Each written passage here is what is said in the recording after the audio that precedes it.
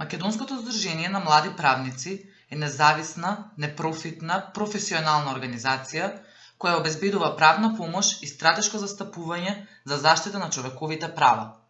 МЗМП речиси 10 години обезбедува правна помош и ги застапува барателите на азил, бегалците, лицата без државјанство и другите лица од интерес. Работата на МЗМП е широко поддржана од Високиот комесаријат за бегалци при Обединетите нации. Системот на азил во Република Северна Македонија представува збир на законски одредби, институционални надлежности и соработка со невладиниот сектор. На светско ниво, согласно официјални бројки на Високиот комесаријат за бегалци при Обединетите нации, до 19 јуни 2019 година постојат 70,8 милиони присилно раселени лица, од кои 41,3 милиони се внатрешно раселени лица, 25,9 милиони се бегалци и 3,5 милиони се баратели на азил. Според статистиката на УНХЦР, 37.000 луѓе дневно се присилени да избегаат од своите домови поради конфликт или прогон. Во оваа област постојат различни термини кои е потребно да се разграничат. Прво, тоа се термините бегалец, мигрант и барател на азил, а меѓународното и домашното право предвидуваат категории на лица под субсидиарна заштита и лица под привремена заштита. Бегалците се лица кои се принудени да бегаат заради закана од прогон, на кои им недостасува заштита од сопствените земји. Од друга страна, мигрант е лице кој емигрира од една во друга земја, од економски, образовни, семејни или друг вид на причини. За разлика од бегалците, кои не можат безбедно да се вратат во својата земја, мигрантите не се соочуваат со пречки да се вратат. Барател на азил пак е странец кој бара меѓународна заштита, кој искажал намера или поднел барање за признавање на право на азил, за кое не е донесена конечна одлука во постапката за признавање на право на азил. Правни акти од домашното право кои регулираат оваа материја и врз основа на кои се базира системот на азил се следните: Уставот на Република Северна Македонија, Закон за меѓународна и привремена заштита, Закон за странци, Закон за бесплатна правна помош, Закон за општата управна постапка и Закон за управните спорови. Од друга страна, на меѓународно ниво, правата на бегалците и сите дополнителни сегменти ги наоѓаат своите темели во Конвенцијата за статусот на бегалците од 1951 година, позната како Женевска конвенција на Обединетите нации. Таа е примат во регулирање на бегалското право. Протоколот од 1967 година пак служи како механизам за проширување на примената на конвенцијата. Согласно конвенцијата, Високиот комесаријат за бегалци има улога да се грижи за нејзина соодветна примена во земјите потписнички и да се грижи правата на бегалците да се почитуваат и да се заштитени. Од тука, секоја држава треба да соработува со УНХЦР. Од особена важност е Европската конвенција за човекови права, која е директно применлива во нашиот правен систем.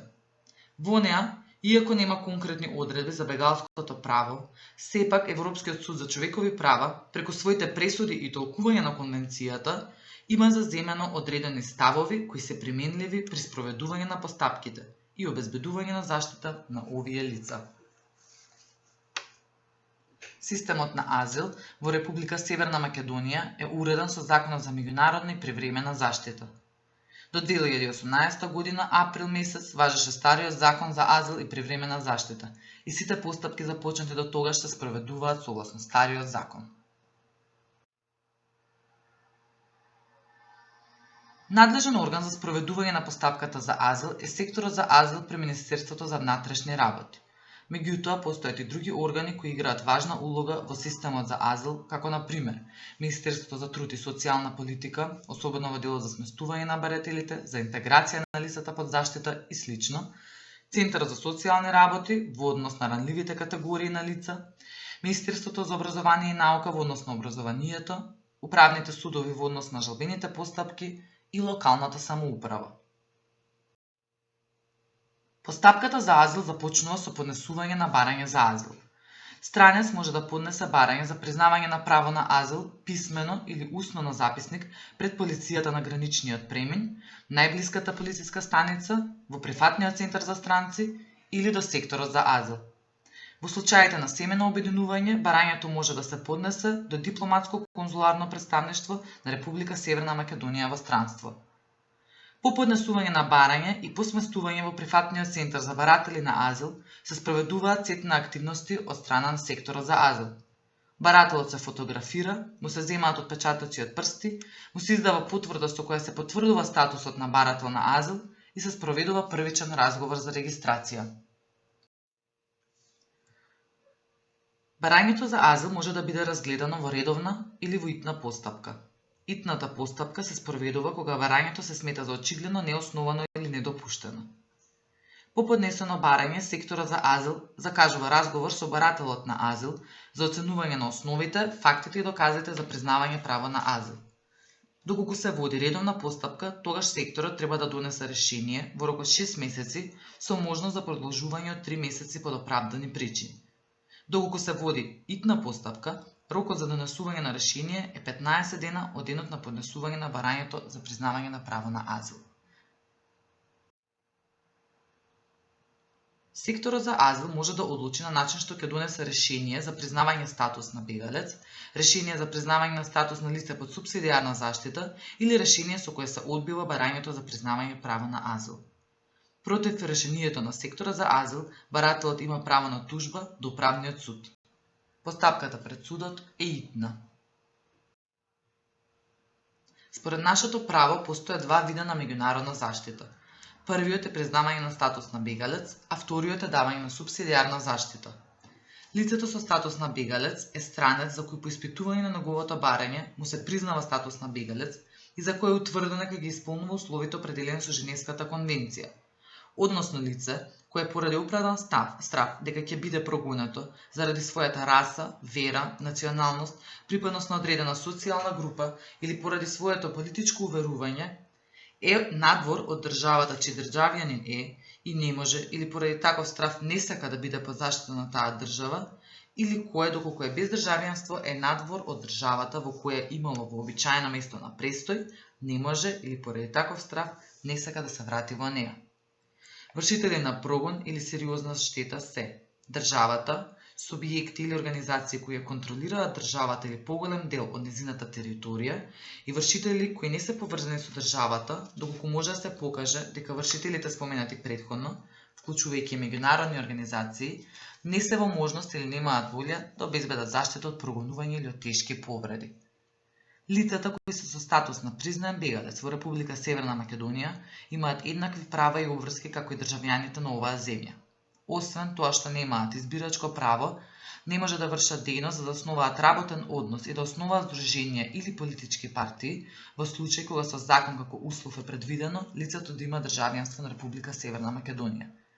Лицата со статус на бегалец може да стекнат право на сопственост на движен и недвижен имот, да засноваат работен однос или да вршат дејност под услови утврдени со закон со кој се регулира ова право за странците во оваа земја.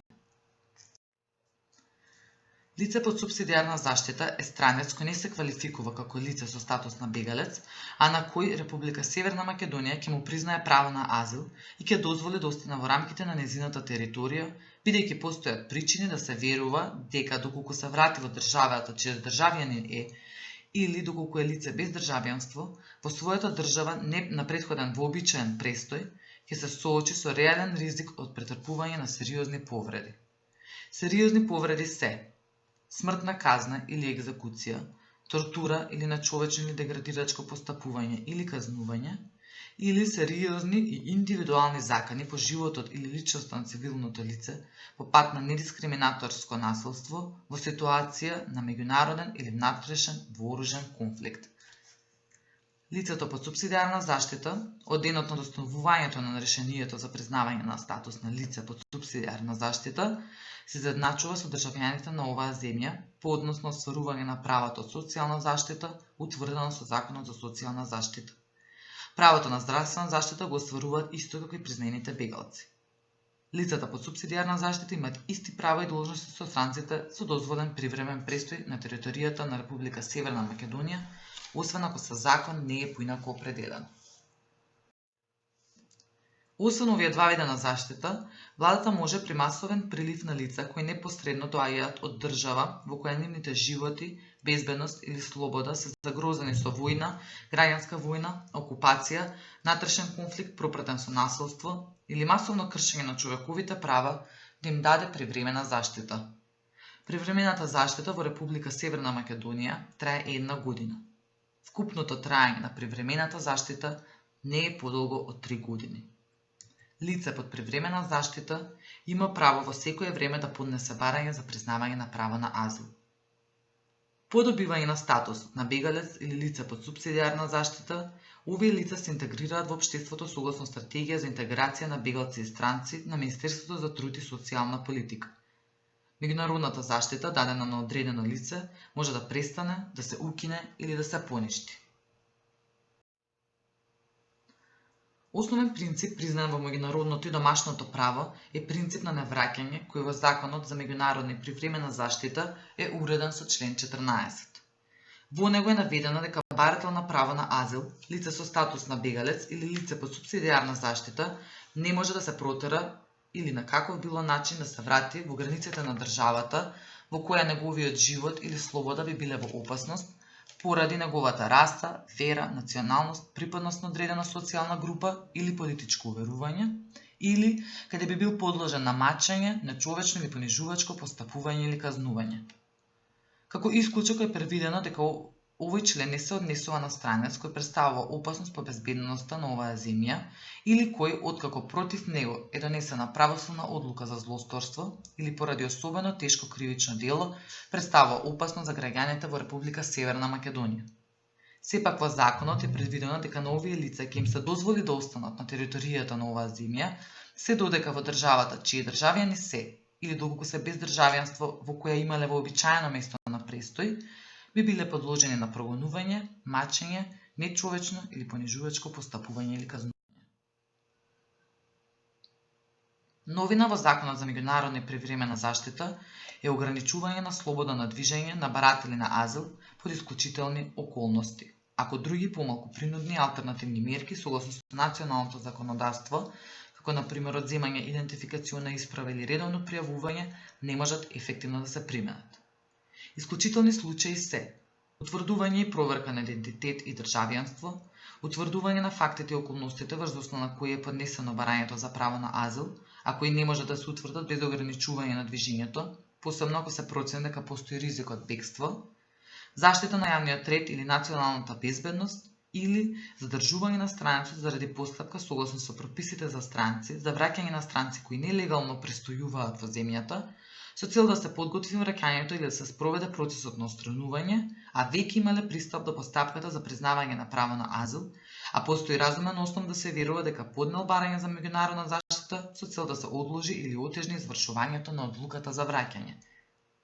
Слободата на движење може да се ограничи за период од 3 месеци со можност за продолжување од уште 3 месеци, преку забрана за движење надвор од прифатен центар за баратели на азил или друго место за сместување определено од страна на Министерството за труд и социјална политика, или пак сместување во прифатниот центар за странци.